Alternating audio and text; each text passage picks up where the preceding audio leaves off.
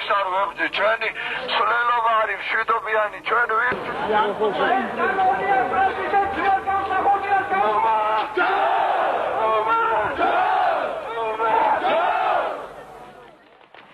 ოცდათოთხმეტი წლის წინ 1992 წლის 2 თებერვალს თბილისში მშვიდობიან მომიტინგეებს ცეცხლი გაუხსნეს. დაღუპულთა და დაჭრილთა ზუსტი რაოდენობა დღემდე ცნობილი არ არის.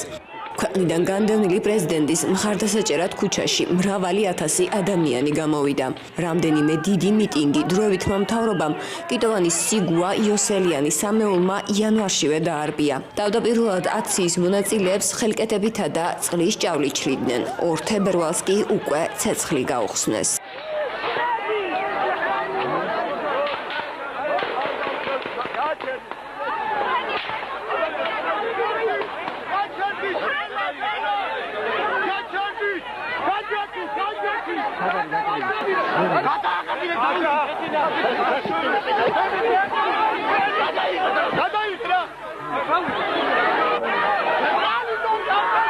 ქუთაისში დღეს დაღუპულები გაიხსენეს და მათ ხსოვნას პატივი მიაგეს. იმისათვის რომ მსგავსი ტრაგედია ქვეყანაში აღარასოდეს განმეორდეს.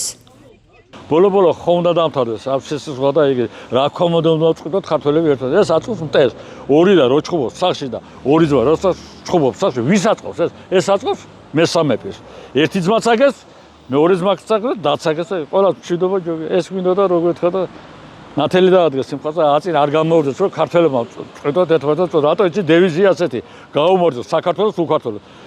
საქართველოს უნდათ რომ დაიბრუნოს. ეს უნდათ რომ ქართველების გარეშე და ღმერთთან უკრას ეგ დაამხეს კანონიერი ხელისუფლება სიმართლე უნდა ვთქვათ მწარე სიმართლე დაუნდობლად დახვდეს ბიჭები დემოკრატიის გულზა ესე იგი დაწყვიტეს ქვეყანა და დაანგრიეს დაშალეს მერე დავკარგეთ აფხაზეთის სამაჩაბლო სამოქალაქო ომით და ეკონომიურად აღარ ვარგა ქვეყანა და გაძარცული გამათხოვრებული დაბეჭდებული ხალხი ხალხ საქართველოსთან გარბის გლოვა სამშობლო ღმერთ იყოს ჩვენი მფარველი 29-30 იანვარს მასშტაბური აქციების შემდგომ სამეგრელოდან თბილისში სპეციალურად ჩამოვიდა ჯაბა იოსელიანი, რათა თავისი მეთოდებით დაემყარებინა თბილისში წესრიგი.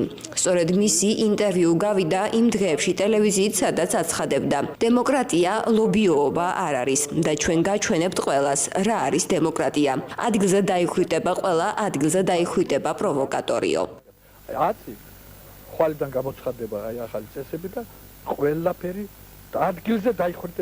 ადგილზე დაიხურიტება პროვოკატორი და გასამართლება საერთო იმას და ის უკვე მორჩენილია. დემოკრატია არის იცით რა? დემოკრატიას სიმაგრე ჭირდება. თუ დემოკრატია არ არის მაგარი, ის არის ანარქია.